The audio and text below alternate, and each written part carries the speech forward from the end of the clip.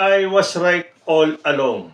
Kahit na ang daming nagsasabing fake news, yung arrest warrant ng ICC. May mga nag-comment pa sa akin na nagpapakalat ako ng fake news at dapat daw ipatawag din ako ng Kongreso. Dahil nanindigan ako na sa aking opinion, nandyan na yung warrant of arrest. Lalo na nung binasa ko yung mga comments kahapon sa kayong statement ng ICC prosecutor at ng ating gobyerno na kesyo hindi sila makapag-comment at hindi rin makapag-comment ang ICC, samantalang kung talagang walang arrest warrant, apakadaling sabihin na wala pa. Pero ang laging sinasabi, they refused to comment. Sabi pa ni Atty. Conti, hindi siya makapag-comment dyan, pero possible. So kung pagdudugtungin mo yung kanilang mga statement at pag-aaralan mo, you will come to a conclusion, just like I have, na hindi po fake news ang paglabas ng warrant of arrest.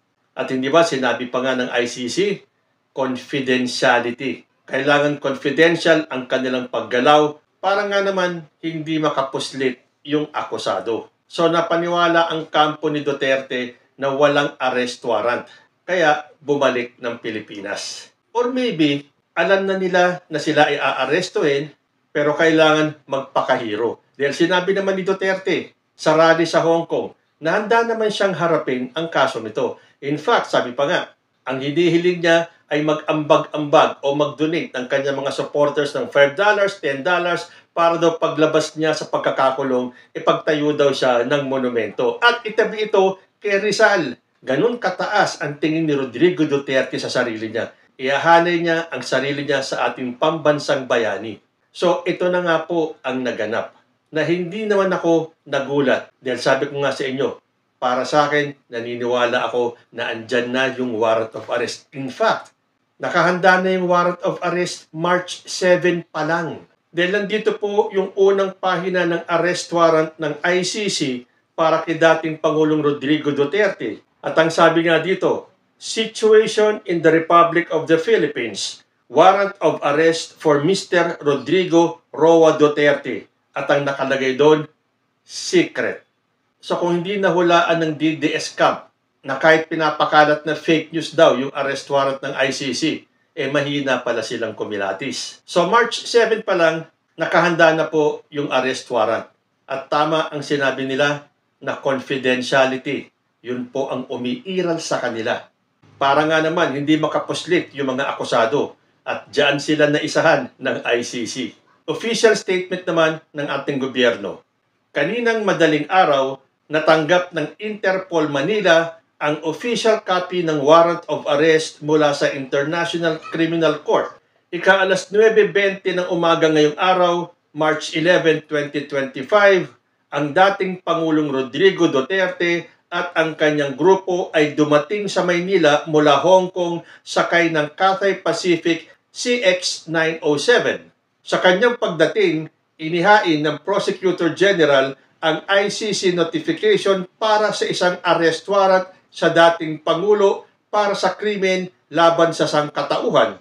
Ang dating Pangulo at ang kanyang grupo ay nasa mabuting kalusugan at sinuri ng mga doktor ng gobyerno. Sinigurado na siya ay nasa maayos na kalagayan.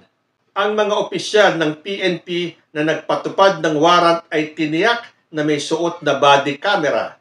Sa ngayon, nasa kustodiya na siya ng mga kinauukulan. So, ibig sabihin, dumaan sa proseso. May mga doktor na tumingin. Binasahan pa siya ni Torre ng Miranda rights. Yun po yung sinasabihan ang akusado ng you have the right to remain silent. Yan, madalas natin napapanood sa mga pelikula. At sinigurado na nasa mabuting kalagayan si dating Pangulo. Pero, iyakan po ang mga DDS ngayon. Lalo na yung malalaking pangalan ng mga supporters ng DDS. Kanya-kanya po sila ng drama. Nakita nyo ba itong babaeng ito na umiyak pa nung nalaman niyang inaresto si Digong? Parang kamukha nito si Badoy. Si Badoy nga ba to? Statement niya ni Basti Duterte. They want a prolonged standoff by using General Torre to illegally detain and deny PRRD of medical care.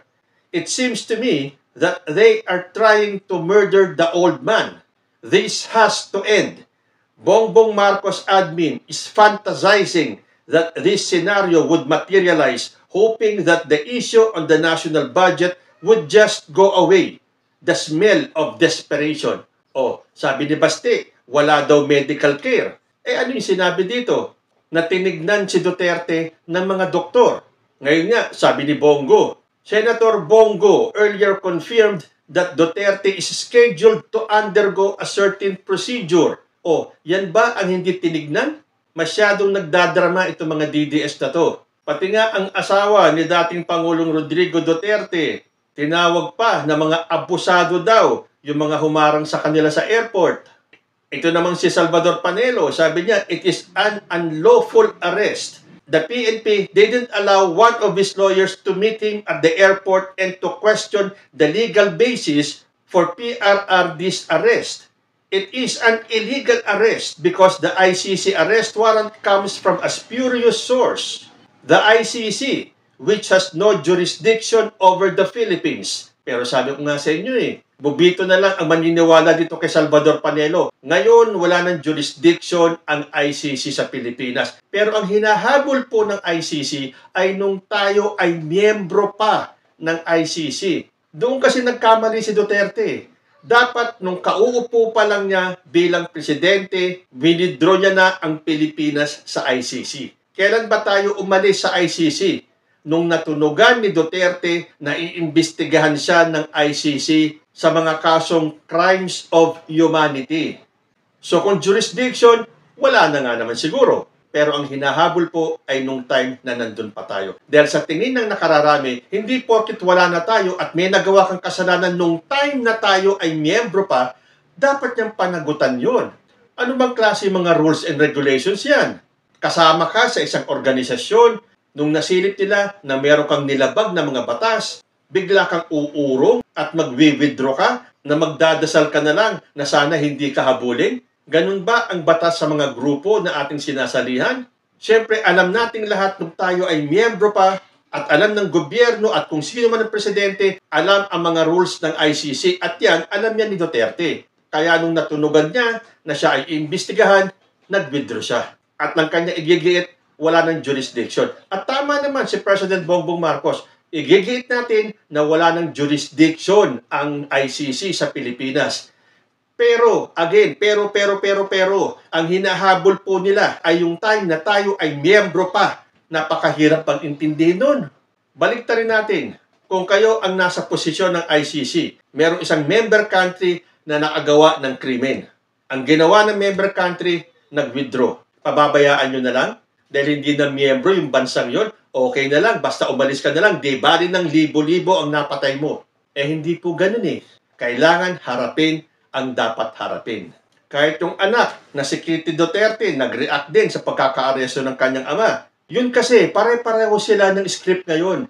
Kesyo wala daw warrant of arrest, kesyo walang due process, kesyo illegal arrest. Pero, the palace has confirmed that upon Duterte's arrival in the Philippines, he was served the ICC notification for an arrest warrant against his alleged crimes against humanity. Hindi ba si Duterte mismo nagsabi? Handa siyang harapin ang arrest warrant ng ICC. Ngayon andyan na, wish granted na, ang dami pang drama ng mga DDS na to. Yung mga taong hindi naniniwala sa due process, ang ngayon naghahanap ng due process. Hindi ba, nung time ni dating Pangulong Rodrigo Duterte, sinabi niya, I don't care about human rights. You better believe me. Tapos ngayon, kayo maghahanap ng human rights, ng due process. Kung ano ang ayaw nyong gawin sa inyo, huwag nyong gagawin sa inyong kapwa. Now the table has turned. So ano ang ginagawa ng mga DDS ngayon? Nililito, ginugulo ang isipan ng tao. Yung sinasabing walang warrant of arrest, yung walang due process, yung walang medical care. Ito nga si Vic Rodriguez, sabi niya, pati daw siya, hindi niya alam kung ano ang grounds ng pagpapaaresto kay dating Pangulong Rodrigo Duterte. Hindi nila alam kung ano ang grounds ng pagpapaaresto. Gawin ba naman tayong batang paslit na hindi nakakaintindi? Sabi naman ni Atty. Silvestre Bello na unconstitutional ang pag-aresto ng kapulisan kay dating Pangulong Rodrigo Duterte. Kinwestiyon niya rin na walang warrant na naipakita sa kanila ang mga tauhan ng CIDG. Samantalang sinabi naman na pinakitaan sila ng warrant of arrest. Siyempre, gagawin nila lahat para lituhin ang isipan ng taong bayan. Kahit nga si Senator Amy Marcos to the rescue na naman kay dating Pangulo. Sabi niya, nabigla ako sa pangyayari na inaresto si Presidente Duterte. Kaya tatandaan nyo sa halalan, isipin niyong mabuti kung talagang isasama niyo sa balota ang pangalan ni Amy Marcos. Nakikita ninyo, bumalik siya sa alyansa ni President Bongbong Marcos. Pero ngayong hinuli si Duterte, eto na naman si Amy Marcos. Aligagang aligaga.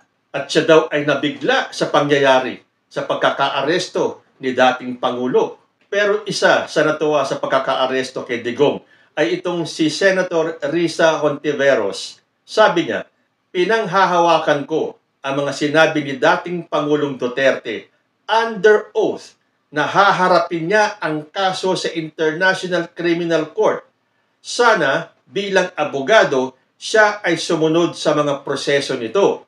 I also hope that Malacanang will honor its word and accede to all requests of the ICC through the Interpol and ensure that justice will run its full course. The thousands of Filipinos killed during Tokhang were not murdered by one man alone. Sana ay simula pa lang ito ng paghahabol ng hustisya sa lahat ng mga opisyal at kawani ng gobyerno na responsable sa pagpatay sa inosente o walang kalaban-laban. So ang ibig sabihin po niyan, umpisa pa lang po yan kay dating Pangulo. At may mga susunod pang aarestuhin. Hulaan nyo kung sino ang takot na ngayon. Pero siyempre, hindi nila basta-basta tatanggapin. Sa ngayon, in denial pa itong mga DDS na to.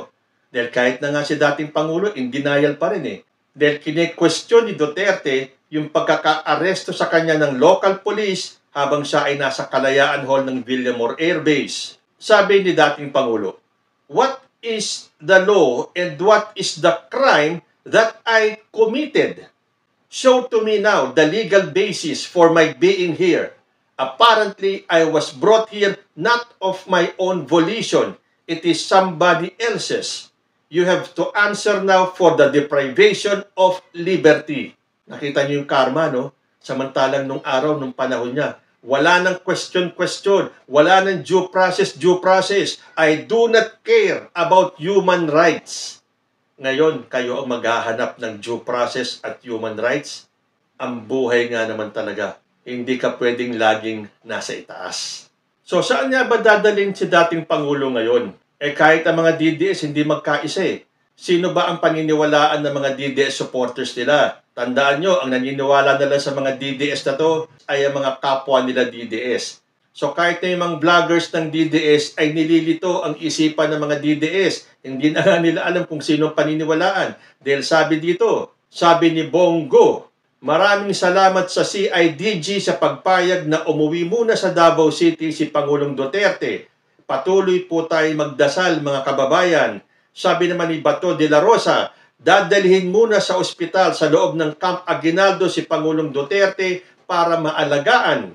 Sabi naman ni Vic Rodriguez, ay salamat. Pangulong Duterte dadalhin muna sa Davao City habang hinihintay ang dokumento ng Interpol. Sabi naman ni Tio Moreno, President Duterte dadalhin sa St. Luke's sa BGC.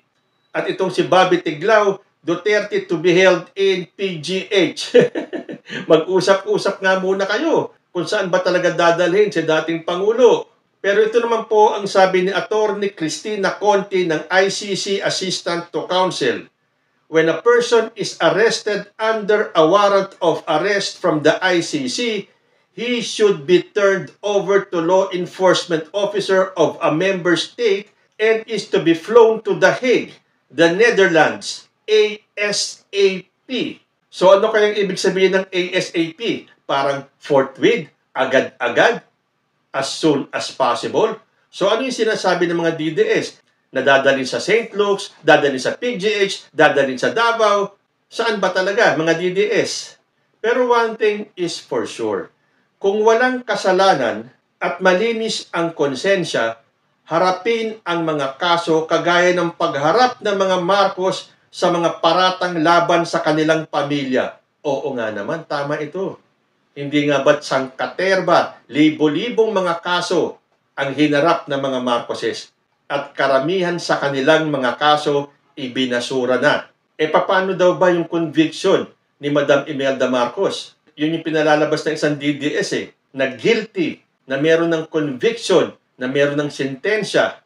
Pero yan pong kaso ni Madam Imelda ay nakaapila pa. At alam po natin kapag nakaapila ang isang kaso, hindi pa po final and executory yung kanyang sentensya. Pero siyempre, DDS yan Ang ipapakalat lang nila, guilty.